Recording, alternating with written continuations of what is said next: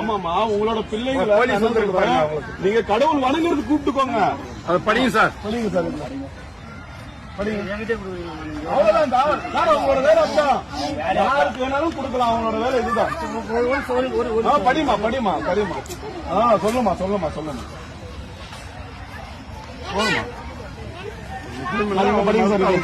தேங்காய் அப்படியே வாங்க சார். பழம், அதுக்கப்புறமா பூ, அதுக்கப்புறமா கற்பூரம், அதுக்கப்புறமா சாம்பிராணி. இதெல்லாம் யார் சார் பயன்படுத்துறாங்க? எந்த கடவுள் பயன்படுத்துறாங்க? இதெல்லாம் பயன்படுத்துறது தவறு. நீங்க வேற ரூபத்துல வணங்குங்கன்றாங்க. அப்படியே யாரை கொச்சப்படுத்துறாங்க இவங்க?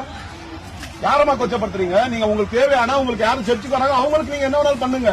பொதுமக்கள் எல்லாம் இந்துக்கள் பெரும்பான்மை இருக்கிற இடத்துல வந்துட்டு நீங்க வந்துட்டு அது பண்ணாதீங்க இது பண்ணாதீங்கன்னா மந்திரம், அதுல வேற எங்களுடைய மந்திரத்தை எடுத்துட்டு அதுக்கு ஒரு அர்த்தம் உங்களுடைய கர்த்தரை பத்தி